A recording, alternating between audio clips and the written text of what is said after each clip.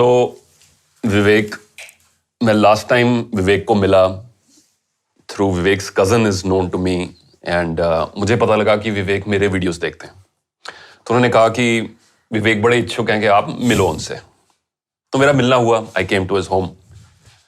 और शायद ये मेरे मोटिवेशनल वीडियो सुनते हैं मोटिवेशन के लिए, पर आपको मिलकर उस दिन मुझे मोटिवेशन मिली। इस चीज का एहसास हुआ कि कई बार हमारी जो डे टू डे रोजमर्रा की जो प्रॉब्लम्स होती हैं, जिनके ऊपर हम इनको काफी बड़ा बना लेते हैं, वो एक्चुअल में उतनी बड़ी नहीं होती। There are people out there like yourself Vivek, जो काफी बड़ी प्रॉब्लम्स के साथ जूझ कर फिर भी मुस्कुराते रहते हैं, फिर भी आशावादी हैं। तो विवेक के बारे में जागरण में कुछ कवरेज हुई, मनीष शर्मा जी ने लिखा, वो थोड़ा बहुत पहले व्यूअर्स से शेयर करते हैं, फिर विवेक आपसे आपकी कहानी सुनेंगे, फिर ऐसे ही सवालों का जो सिलसिला आगे चलता जाएगा। मनीष शर्मा जी जो जागरण में इन्होंने इनके बारे में लिखा कि दृढ़ इच्छा शक्ति, कड़ी मेहनत और नेक इरादों के बाद कुछ भी असंभव नहीं है। पैदा हुए तो डॉक्टर के मुंह से निकल पड़ा कि अफसोस ये कुछ नहीं कर सकता, ये तो शारीरिक और मानसिक तौर पर दिव्यांग है। आज वही विवेक जोशी समाज के लिए एक प्रेरणा स्रोत बन गए। And Vivek, you are one of those people जिनकी कहानी सुनने के बाद मैं इंस्पायर हुआ, और मुझे आशा है कि सिर्फ देश भर में, पर जहां जहां हिंदी हिंदुस्तानी बोली समझी जाती है, जैसे हमारे यूट्यूब चैनल के जो व्यूअर्स हैं वो सब कॉन्टिनेंट पर हैं, पाकिस्तान में भी हैं, बांग्लादेश में भी हैं, नेपाल में भी हैं, भारत में भी हैं, और जो हिंदी बोल समझ सकते हैं इन अदर कंट्रीज। ये एक इंडिया की अचीवमेंट रही है कि हर जगह भारतीय हैं, दुनिया में कहीं भी आप पहुंच जाएं आपको भारतीय जरूर मिलेंगे। तो उन सबके लिए आपको काफी इंपॉर्टेंट जो लेसन्स विवेक की जर्नी से मिलने वाले हैं। So stay tuned. एंड विवेक के बारे में बता दूं, पंजाब के जलंधर में रामा मंडी में बसंत हिल्स, और आज तो हिल्स वाला मौसम है पूरा जलंधर में पूरी बारिश हो रही है, बाहर अंदर भी बारिश होने वाली है। बारिश आइडियाज की, इंस्पिरेशन की, विवेक की कहानी की, और हमारे लिए क्या क्या सीख हैं। वहाँ के निवासी हैं। जन्म लेते ही संघर्ष शुरू हो गया। शुरुआत में ना बोल पाते थे, जो ये आर्टिकल कहता है, और ना ही लिख और पढ़ पाते थे। लोग दया भरी निगाहों से देखते थे, लेकिन परिवार का साथ मिला। पढ़ाई का शौक था आपको, शौक है मैं ये कहूँगा, और जिद करके पिताजी से आपने जिद करके स्कूल में भी दाखिला लिया।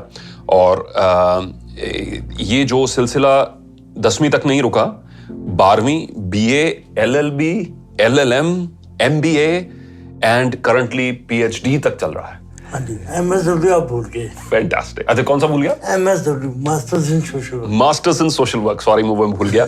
वो आपने कंप्लीट कर रही है? कर ली है। वो कंप्लीट कर ली है। PhD आपकी करंटली जो चल रही है। विवेक, पहले तो आपकी स्टोरी, आपकी जुबानी हम थोड़ा सुनने चाहेंगे, संघर्ष की, किन मुश्किलों की, और फिर मैं अपने पहले सवाल पर आऊंगा। वो पहला सवाल होगा पढ़ाई के जुनून के ऊपर, क्योंकि आजकल यंगस्टर्स के लिए भी और माता पिता के लिए भी एक बहुत बड़ा चैलेंज बन चुका है। बच्चे अक्सर लिखते रहते हैं, सर पढ़ाई में मन नहीं लगता। आपने इतने चैलेंजेस के बाद भी इतनी क्वालिफिकेशंस की हैं, उनके बारे में भी बात करेंगे, बट पहले आप अपनी स्टोरी जो दर्शकों के साथ हमारे शेयर करें। मैं तो सबसे पहले मैं आपका बहुत धन्यवाद करना चाहूँगा, क्योंकि मुझे आज लाइव आपको देखने का मौका मिल रहा है और आपसे बात करने का मौका मिल रहा है। It's like dream come true.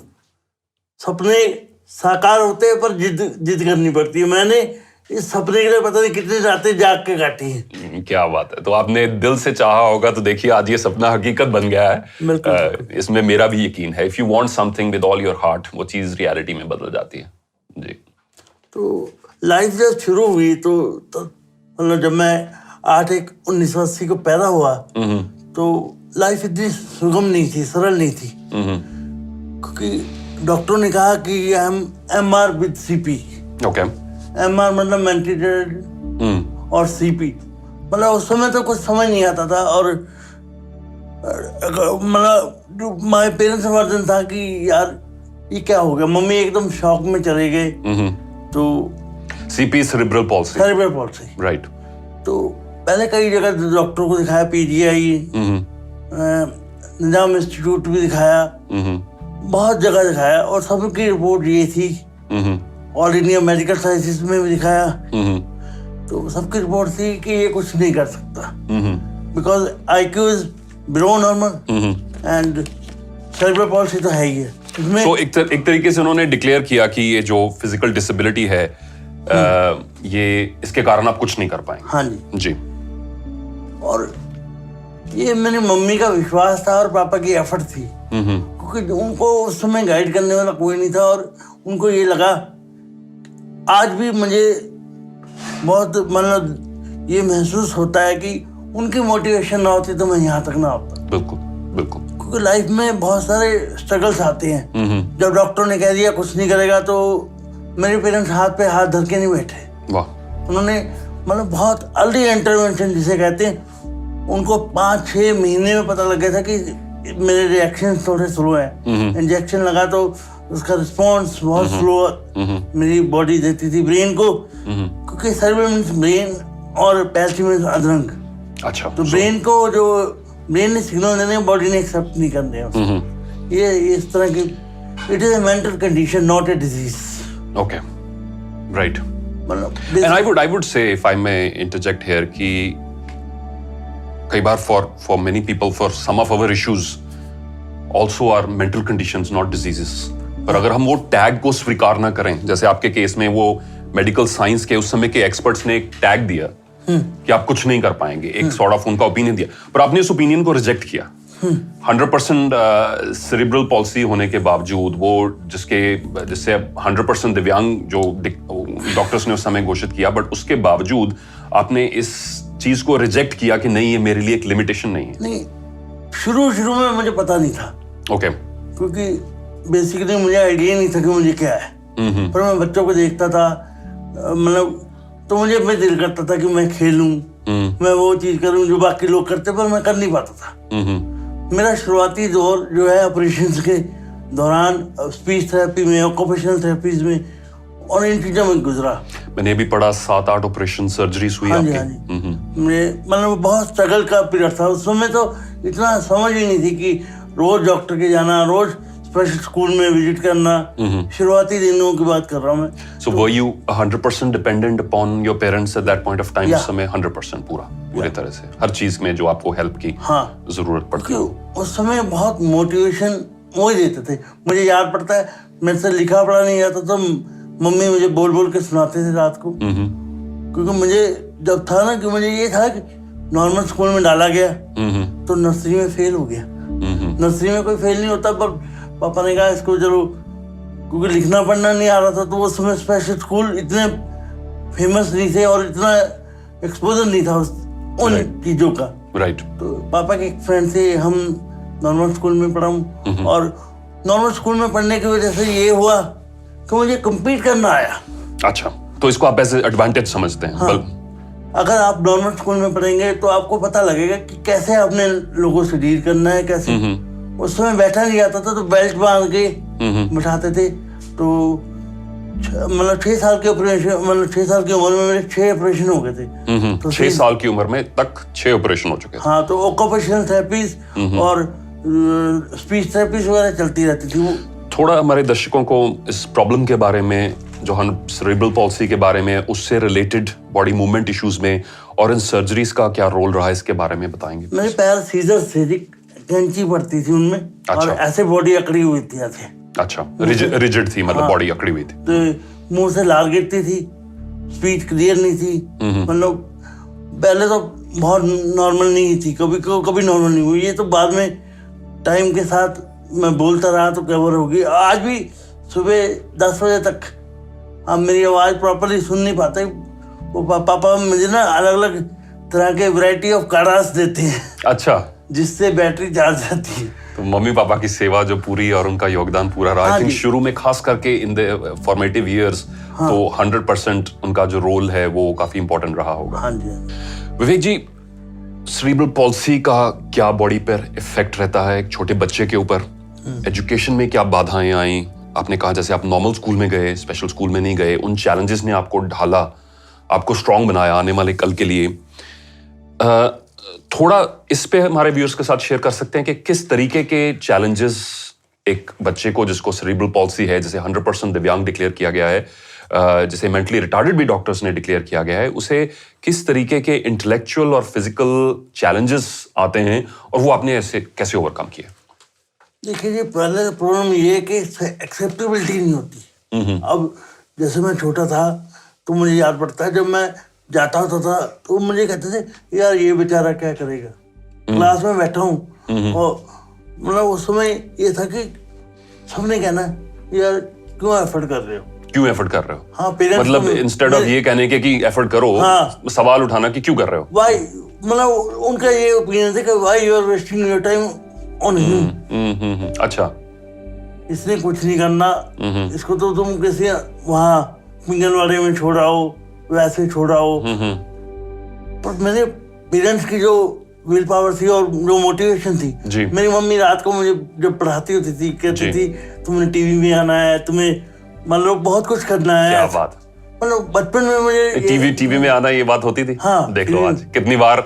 Late me also share with the viewers कि कितने यूट्यूब इनके वीडियोस हैं जो आप चैनल पे जाके चेक करें।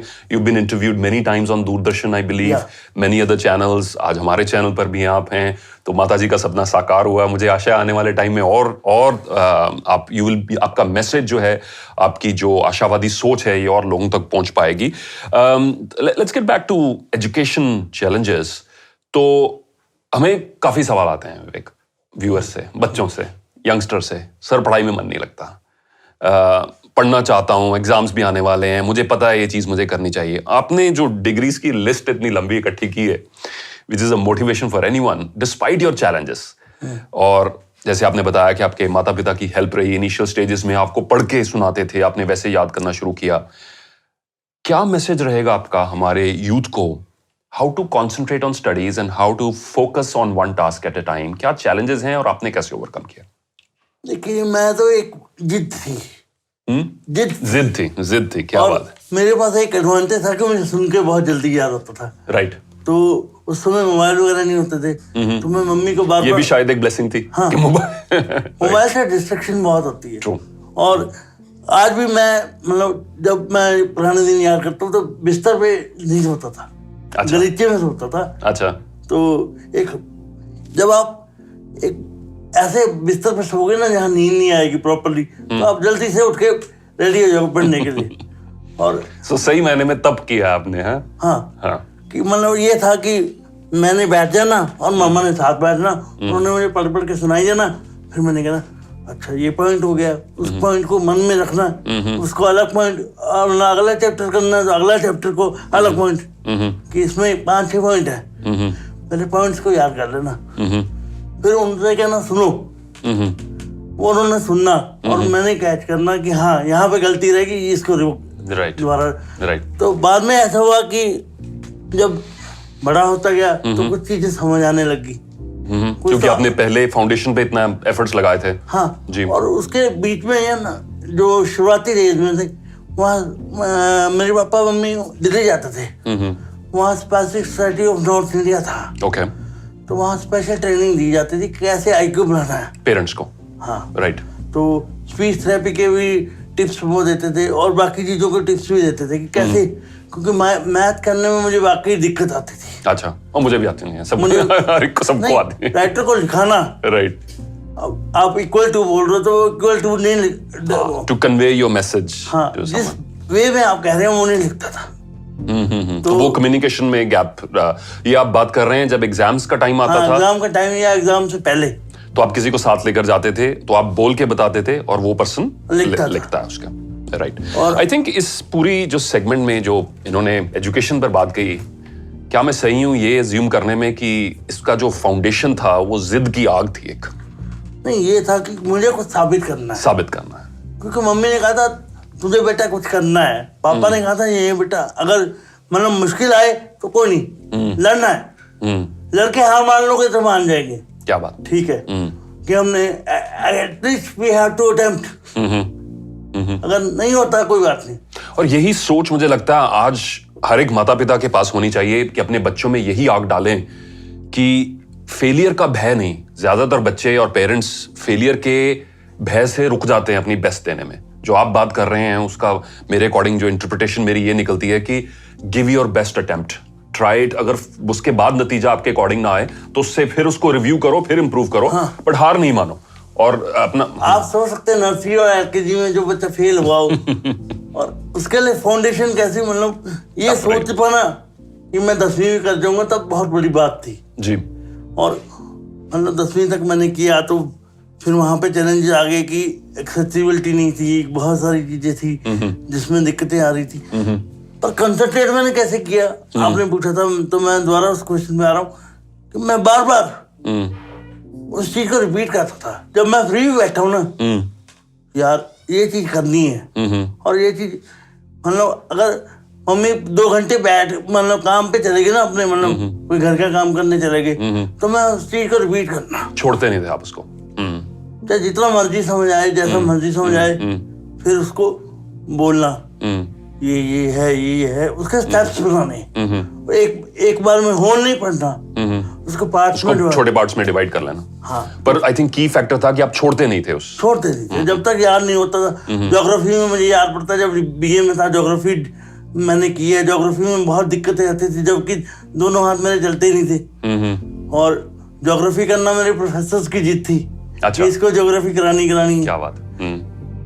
वो कहते हैं कि जब आप में जिद हो तो लोग भी साथ साथ जुड़ते जाते हैं, जो आपकी हेल्प करते हैं। तो वो मतलब ऐसे मोटिवेशन मुझे कॉलेज से मिलनी शुरू हुई। मतलब स्कूल लाइफ में तो कम थी, क्योंकि स्कूल लाइफ में पता ही नहीं था कि कैसे, वो तो चलो चलता गया। स्कूल कॉलेज लाइफ में जब आया तो एक नया एक्सपोजर था। कॉलेज लाइफ एक अलग ही जोन में थी। मुझे बड़ा इंटरेस्टिंग लगा जो आपने लास्ट टाइम शेयर किया था, उस पर भी हम चलेंगे। बट पहले आई थिंक मैं व्यूअर्स से एक कोटेशन शेयर करना चाहता हूँ। डॉक्टर विक्टर फ्रैंकल एक फेमस ऑथर थे, जिनकी बुक है मैन सर्च फॉर मीनिंग। तो उसमें कहावत है कि if you know your why, the how becomes easier. किसी भी काम में अगर आप उस क्यों करना चाहते हैं, अगर इस चीज की क्लैरिटी हो, तो कैसे करना है ये आसान हो जाता है। अभी तक आपकी इंस्पायरिंग स्टोरी सुनकर मुझे ये चीज बड़ी क्लियर हो रही है कि आपको ये पता था मुझे ये क्यों करना है, क्योंकि मुझे प्रूव करना है कि जो मुझे टैग, जो मुझे लेबल जन्म पर दिया गया कि आप कुछ नहीं कर पाओगे, उसे गलत साबित करना है। क्योंकि आप में वो आग थी आगे बढ़ने की, सेल्फ इंप्रूवमेंट की। सो वो कैसे करना है, वो धीरे धीरे वो रिसोर्सेज जुड़ते गए। चाहे वो टीचर्स थे जो आपकी हेल्प करते गए, चाहे वो पेरेंट्स ने कोर्सेज अटेंड किए जिससे आपका स्पीच इंप्रूव होती गई और बाकी फैकल्टीज इंप्रूव होती गई। वो आपको रास्ता मिलता गया। एज यू डिस्कवर्ड कि मेरी ऑडिटरी पावर स्ट्रांग है, मेरी सुनकर उसको रिटेन करने की शक्ति स्ट्रांग है, वो एक नया रास्ता बना। पर अगर कोई भी व्यक्ति पहले हार मान ले अपने सर्कमस्टांसेस से, या उसको वो वाई ना डिस्कवर पाए कर पाए कि मुझे ये क्यों करना है, तो फिर वो रास्ता और मुश्किल हो जाता है। बिल्कुल। आगे बढ़ते हैं कि आप कह रहे थे कि नर्सरी में फेल होने के बाद मुझे 10वीं तक जाना काफी मुश्किल लग रहा था। अब 10वीं से तो काफी आगे आपकी जर्नी धीरे धीरे बढ़ती गई, so many degrees. What incremental challenges did you face? जैसे जैसे आप आगे बढ़ते गए, इंक्रीमेंटली कौन कौन से चैलेंजेस आते गए? खास करके एक आपने इंसिडेंट सुनाया था जहां आपकी एक्सेसिबिलिटी की ही बात कर लें, एक्सेप्टेबिलिटी की बात कर लें, कि आपने बताया था कि आपकी क्लासेस फर्स्ट फ्लोर पर हुआ करती थी, आप एनरोल हो गए और आपको दिक्कत थी वहां तक क्योंकि व्हीलचेयर नहीं पहुंच सके। वो सारे चैलेंजेस आपने कैसे ओवरकम किए, ये मेरा पहला सवाल है। और दूसरा, इस सारी जद्दोजहद में आपने अपना मोटिवेशन कैसे बरकरार रखी? इसको मैं 2 हिस्सों में डिवाइड करूंगा। श्योर। क्योंकि पहला जो कॉलेज में जाने का पहला स्टेप था कि पहले सबने कह दिया नहीं, इग्नू से पढ़ा दो। इंदिरा गांधी ओपन यूनिवर्सिटी से इजी है। अच्छा। उसमें आपको जाना नहीं पड़ेगा, डिस्टेंस लर्निंग है और आप इजीली कर लेंगे। तो मैंने इस आइडिया को रिजेक्ट कर दिया। तो मैंने कहा जी मैं तो कॉलेज जाना है, मैं कॉलेज लाइफ देखना चाहता हूँ, कॉलेज लाइफ एक्सपीरियंस करना चाहता हूँ। क्योंकि मेरे पास ये है कि मैंने पापा को कहा आप 5,000 का जुआ खेलोगे। अच्छा। अगर मैं कामयाब हो गया ठीक है, अगर नहीं हुआ तो आपको 5,000 मतलब ऐसे सोच रहे कि बिजनेस में लगाए डूब गए, तो एक ट्राई, कोशिश करके देखो। हाँ। तो जब कॉलेज में उन्होंने कहा जी, पापा के एक दोस्त थे, उन्होंने कहा जी बेटे को ना डालो, वो द्वापा कॉलेज में प्रोफेसर थे, मैं उनका नाम डिस्क्लोज नहीं करूंगा। उन्होंने कहा, मैंने फिर ऑब्जेक्ट किया इस बात पे। मैंने कहा उनके बेटा बेटी जो डॉक्टर इंजीनियर बन रहे हैं, वो रेगुलर स्टडी से बन रहे हैं, तो व्हाई नॉट आई, तो मुझे कोशिश करने दो। तो जुए की बात हुई, जुआ आपने खेल दिया, रिस्क लिया एक। हाँ। तो वहां पर मुझे प्रोफेसर रघुवीर सर मिले। अच्छा। तो उन्होंने कहा, उन्होंने पापा ने डिस्कस किया कि हाँ इसको प्रॉब्लम है और ये पढ़ना चाहता है। तो उन्होंने कहा कोई दिक्कत नहीं। उन्होंने बाकी 2 प्रोफेसर जो ज्योग्राफी के, जो मैंने पहले नाम लिए, दलजीत सर और डीके जोशी सर जी, उनसे मिलवाया। तो मतलब उनका ये रिएक्शन था कि इसको ज्योग्राफी रखवानी है। अच्छा। तो मैंने कहा मैं ज्योग्राफी नहीं करनी। पहले तो मैं डर गया क्योंकि ज्योग्राफी मेरा वो टेस्ट नहीं था, मेरा साइकोलॉजी और फिलोसफी में टेस्ट था थोड़ा सा, तो मैं कहा मैं नहीं कर रहा, मैं नहीं कर पाऊंगा, क्योंकि ज्योग्राफी में पूरे डायग्राम्स होते हैं और मैं कैसे बना पाऊंगा। तो उन्होंने चैलेंज, कहते चलो पहले आप रख के देख लो, अगर नहीं समझ आएगा फिर ड्रॉप कर देना। तो एडमिशन हो गई जी। तो उस समय ये था कि एक क्लास ऊपर 59 कमरे में, एक 15 नंबर में। शुरुआती दिनों में ऐसा हुआ कि पापा कॉलेज के बाहर छोड़ देते थे, तो बड़ा मुश्किल था। कॉलेज से अंदर आते आते तक एक दो पीरियड निकल जाते थे। अच्छा। तो मैंने रिक्वेस्ट किया कि हमारे स्कूटर को अंदर आने दो, क्योंकि उस समय स्कूटर था, तो स्कूटर पे मैं बैठ के आ जाता था। उस समय पतला भी था थोड़ा। तो मैंने रिक्वेस्ट किया, तो वो कहते नहीं जी आपको मुश्किल होगा। उन्होंने रिजेक्ट कर दिया आइडिया। तो अश्विनी शर्मा जी थे हमारे प्रिंसिपल उस समय।